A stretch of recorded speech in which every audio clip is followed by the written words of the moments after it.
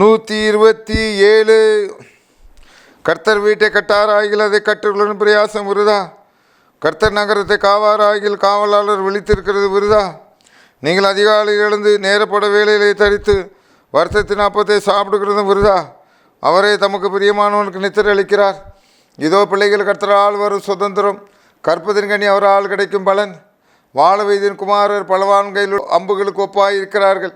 அவைகளால் தன் அம்பரா துணியை நிரப்பின புருஷன் பாக்கியவான். அவர்கள் நாணமடியாமல் ஒளிமுக வாசல் சத்துருக்களோடு பேசுவார்கள். 127. ஆண்டவரே உம்மை ஸ்தோத்தரிக்கிறோம், துதிக்கிறோம். கர்த்தாவே, இந்த வார்த்தை எங்களுக்கு ஆசீர்வதித்து தருவீராக. நீர் பேசுவீராக, நாங்கள் கேட்போமாக. இயேசுவிலே வேண்டும் நல்ல பிதாவே, ஆமீன். கர்த்தருக்கு பிரியமானவர்களே, 127. கர்த்தர் வீட்டை கட்ட வேண்டும். இங்கே சூட்சமாக 2-3 காரியங்களை இந்த சங்கத்தில் கொண்டு வருகிறார். அதிகாலையில் எழுந்து உழைத்து அந்த அப்பத்தை சாப்பிட்றதும் விருதா. ஒரு காரியத்தை, ஒரு குடும்பம் எப்படி கட்டப்பட வேண்டும், வேலை செய்ய வேண்டும், அந்த வேலையினுடைய பலன் அவர்களுக்கு வர வேண்டும். அதை யார் கொடுப்பது?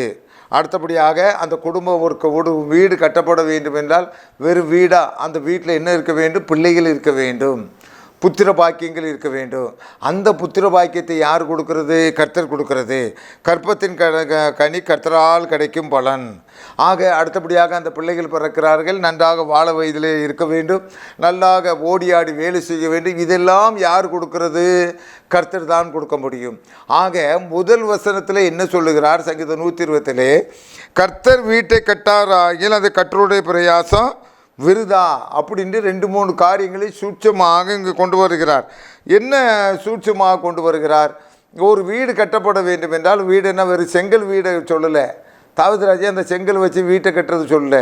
செங்கல் வச்சு வீட்டை கட்டிட்டு கடன் நிறைய பேர் அது வீட்டுக்குள்ளே குடி இல்லாமல் குடி புகர முடியாமல் போய்விடுறார். அது இல்லை. ஒரு குடும்பம் என்றால் கர்த்தருக்கு பிரியமானவர்களே, அதில் பிள்ளை குட்டிகள் இருக்கணும், அவங்க சாப்பிடணும், உழைக்கணும், ட்ரெஸ் பண்ணணும், நல்ல வேலையில் இருக்கணும், நோய் இல்லாமல் இருக்கணும், அந்த குடும்பத்தை தலைவருக்கு குழந்தை வம்ச விருத்தி இருந்து கொண்டே இருக்கணும். இதெல்லாம் யார் கொடுக்கிறது என்று இவங்க பார்க்கின்ற வழியிலே, கர்த்தர் வீட்டை கட்டாராகில், கர்த்தர் குழந்தை பாக்கியத்தை கொடுக்காவிட்டால், கர்த்தர் வேலை வாய்ப்புகளை கொடுக்காவிட்டால், கர்த்தர் தொழில்களை அமைத்து கொடுக்காவிட்டால், கர்த்தர் பிரயாணத்தை வாய்க்க விட்டால், நீங்கள் படுகிற பிரயாசம்லாம் வருதா? 100க்கு 100 உண்மை, 100க்கு 1000 தடவை உண்மை, 100க்கு 1,00,000 தடவை உண்மை. எத்தனையோ டாக்டர்களை நீ பார்த்தாலும் சரி, குழந்தை பாக்கியம் என்பது கர்த்தரால் கிடைக்கிற பலன், அவர் கொடுக்குற ஆசீர்வாதம். உன் வீட்டினுடைய வருமானங்கிறது உனக்கு கைகால் நல்லா இருக்கணும், பலன் இருக்கணும். அப்போ இங்கே தாவீது ராஜா என்ன கொண்டு வர்றாருன்னா, கர்த்தர் வீட்டை கட்டணும், கர்த்தர் உன் ஆசையை பெருக பண்ணணும், கர்த்தர் உன் குடும்பத்தினுடைய வருமானத்தை அதிகரிக்க பண்ணணும், கர்த்தர் உன் வீட்டில் வியாதி இல்லாமல் நடத்தணும். இதெல்லாம் கர்த்தர் தான். ஆக நீ செய்ய வேண்டிய காரியம் எல்லாம் ஒழுங்காக கோயிலுக்கு ஓடு, காலையில் இருந்தோன்னு கர்த்தரை தேடு. ஏங்க போங்கங்க, நீங்கள் வேலைக்கு போங்கங்க, இப்போ கடையை திறங்குங்கன்னு சொல்கிறதுக்குள்ளே, ஏங்க வாங்க ஒரு நிமிஷம் உட்காருங்க, ஜெபம் பண்ணிட்டு போயிடலாம், ஒரு நிமிஷம் பைபிள் எடுத்துகிட்டு போயிருங்களாம். கர்த்தர் தான் ஏன் அன்றைக்கி உன் வருமானத்தை கொடுக்க முடியும்.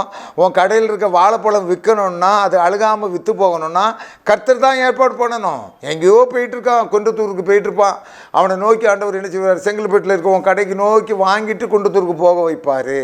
அப்போ கர்த்தர் வீட்டை கட்டாராகில், நீ என்னதான் லோனுக்கு பிரயாசப்பட்டாலும், எவ்வளோதான் முடிச்சு பண்ணாலும், வீட்டை கட்டினாலும், அதை வாங்கி இதை வாங்கி அப்படி இப்படி கடைசியில் அப்படி முடிஞ்சு போயிடும், ஒன்றுக்கும் வழி இல்லாமல் போயிடும்.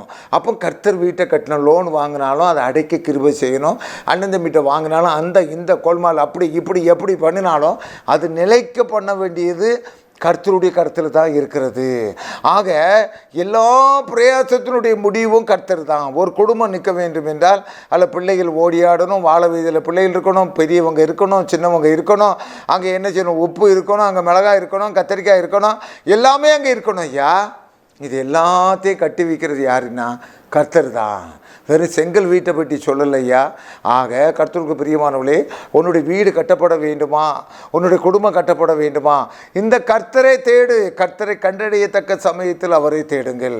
தாவீது சொன்னா, கர்த்தாவே உன்னுடைய வீடு கட்டப்படும் என்று சொன்னப்படும். 1 நாளாகமம் 17:10 சொல்லப்பட்டிருக்குது.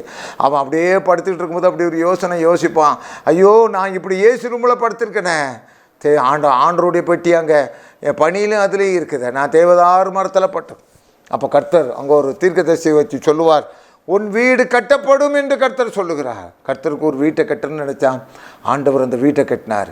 இன்றைக்கு தேவனுடைய ஊழியத்துக்காக நீ கொடுக்கணும்னு நினை, தேவனை தேடு, எல்லாவற்றுக்கும் தேவனுக்கு முதலிடம் கொடு. கர்த்தர் உன் குடும்பத்தை கட்டுவிப்பார், உன் பிள்ளைகளுடைய வாழ்க்கையை கட்டுவிப்பார், உன் தொழிலை கட்டுவிப்பார்.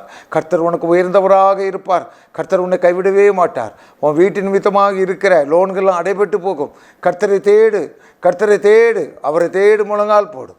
ஆண்டவரே உம்மை ஸ்தோத்திரிக்கிறோம், துதிக்கிறோம். கர்த்தாவே, கர்த்தர் வீட்டை கட்டாராகில் ஆண்டவரே கர்த்தருடைய பிரயாசம் விருதா. கர்த்தாவே, இதோ கர்த்தர் கற்பத்தின் கனிக்கு கர்த்தரால் கிடைக்கும் பலன். ஆண்டவர், நீண்ட நாட்களாக கற்பத்தின் கனிக்காக ஏங்கி கொண்டிருக்கிற இந்த குடும்பத்திலே கற்பத்தின் கனியை கொடுப்பீராக. நீண்ட நாட்களாக உலகப்பிரகாரமான ஒரு வீட்டை கட்ட முடியாமல் தவித்து கொண்டிருக்க இந்த குடும்பத்தார் அந்த வீட்டை கட்டி முடிப்பார்களாக, ஒரு இடத்தை வாங்குவார்களாக.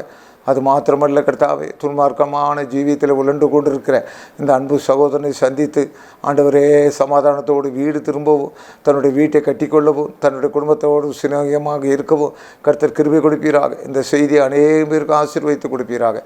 இயேசுவிலே வேண்டுகிறேன் நல்ல பிதாவே. ஆமேன், ஆமேன்.